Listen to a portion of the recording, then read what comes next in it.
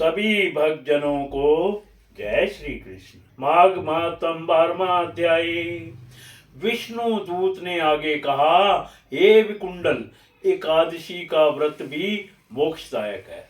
वर्ष की सभी एकादशियां समान रूप से पुण्य प्रदायक है और सभी एकादशियों का व्रत करने वालों को इस लोक में सभी सुख और अंत में मोक्ष प्राप्त होता है। यहाँ तक कि वर्ष में मात्र एक एकादशी व्रत का भी विधि पूर्वक पालन करने वाला निश्चित रूप से यम यातना तथा यम पाश से मुक्त हो जाता है। एकादशी का व्रत जिस प्रकार पापनाशी है, वैसा पापनाशी व्रत तीनों लोकों में कोई अन्य नहीं है।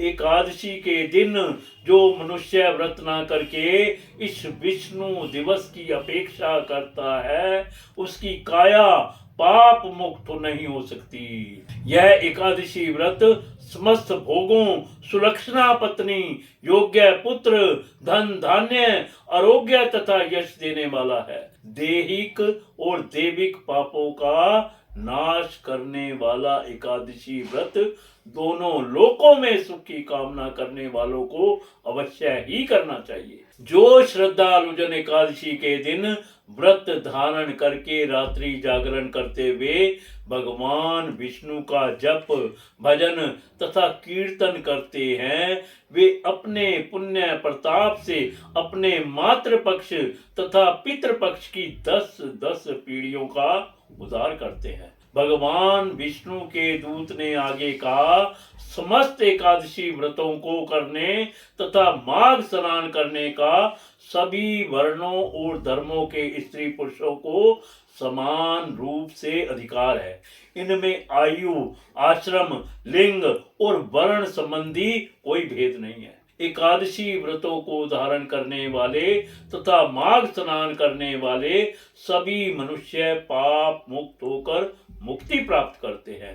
अतएव समस्त धर्म प्रेमियों को माघ स्नान, एकादशियों का व्रत और भगवान विष्णु की पूजा आराधना अवश्य करनी चाहिए। जो स्त्री पुरुष एकादशी व्रत नहीं करते और माघ मास में ना तो कोई घर पर और ना ही तीर्थों में स्नान करते हैं तथा दान आदि भी नहीं करते, वे इस लोक में नाना प्रकार के कष्टों को भोगते ही हैं। मृत्यु के पश्चात भी घोर नरक यातनाएं प्राप्त करते हैं। ऐसे मनुष्यों के इलोक तथा परलोक दोनों ही नष्ट हो जाते हैं। प्रत्येक व्यक्ति को चाहिए कि व्रत, स्नान, ध्यान, दान तथा धर्म का अवश्य ही पालन करें। स्वर्ग, सुख और ऐश्वर्य की कामना करने वालों को चाहिए कि वे अन्न, वस्त्र, द्रव्य, स्वर्ण, भूमि, फल, पुष्प, तिल, गुड़ आदि का अवश्य दान करें। दान ना करने से परलोक में कुछ भी प्राप्त नहीं होता है। अतः प्रत्येक व्यक्ति को अपनी श्रद्धा तथा सामर्थ्य के अनुसार अवश्य ही दान करना चाहिए।